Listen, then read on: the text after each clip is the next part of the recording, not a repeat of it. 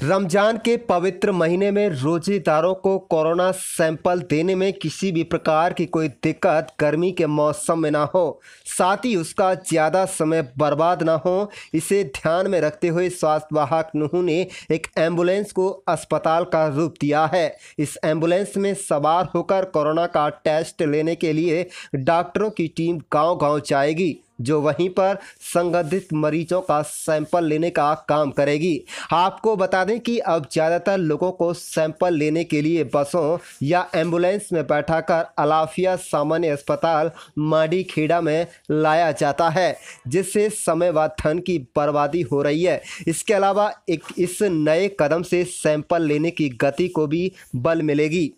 Deputy civil surgeon एवं जिला nodal अधिकारी डॉक्टर अरविंद कुमार ने पत्रकारों को बताया कि इसके अलावा पीएससी सीएससी स्तर पर मेडिकल ऑफिसर व लैब टेक्नीशियन को प्रशिक्षण देकर कोरोना के सैंपल लेने के लिए तैयार किया जा रहा है। इसके अलावा मोबाइल हेल्थ टीम पहले से ही गांव-गांव जाकर लोगों की जांच कर रही है। स्वास्थ्य विभाग ने इस एम्बुलेंस को Mewat covid test mobile van नाम दिया है। एम्बुलेंस में डॉक्टरों के बैठने के अलावा सैंपल लेने के सभी उपकरण उपलब्ध होंगे, जो एम्बुलेंस में बैठे बैठे नीचे खड़े मरीजों का सैंपल उसी जगह पर ले सकेंगे।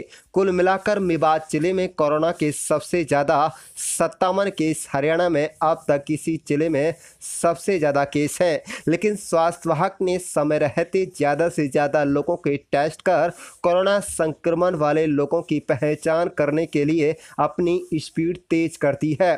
खासकर रमजान के महीने में सैंपल देते समय रोजेदार को किसी प्रकार की तकलीफ न हो, इसलिए अब डॉक्टर की टीम सामान्य अस्पताल मांडीखेड़ा बुलाने की बजाय खुद चलकर गांव में जाएगी और लोगों का कोरोना का सैंपल लेने का काम करेगी। सोमवार से इस नए प्रयोग से टेस्ट शुरू कर दिए जाएंगे। कुल मिलाकर मेवात जिले के लोगों के लिए यह बेहद राहत भरी खबर है कि अब तक उनको कोरोना का सैंपल देने के लिए ज़्यादा माथापच्ची व डरने की आवश्यकता नहीं रहेगी। आप देख रहे हैं लियाकत अली, पत्रकार की रिपोर्ट। सैंपलों की गति बढ़ाने के लिए हमने एक वैन तैयार की है।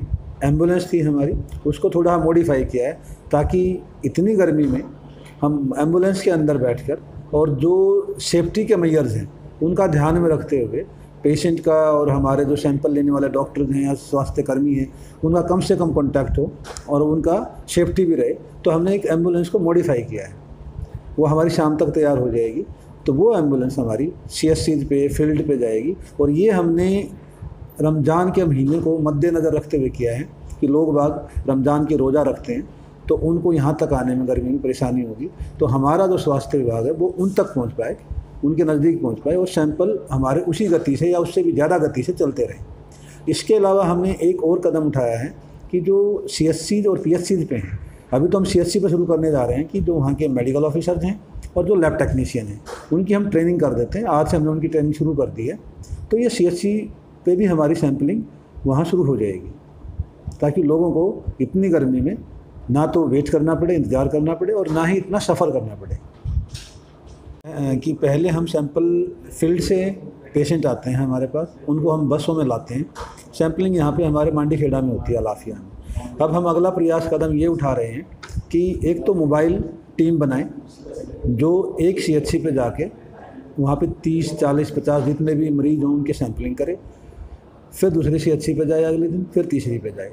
इसके अलावा एक कदम हमने और ये लिया है कि मेडिकल ऑफिसर और लैब टेक्नीशियन इनको हम ट्रेंड कर देते हैं ताकि हर पीएचसी या सीएचसी पे हमारी सैंपलिंग हो सके और ज़्यादा से ज़्यादा लोगों की सैंपलिंग हो सके। तो इसके लिए हम प्रयासरत हैं।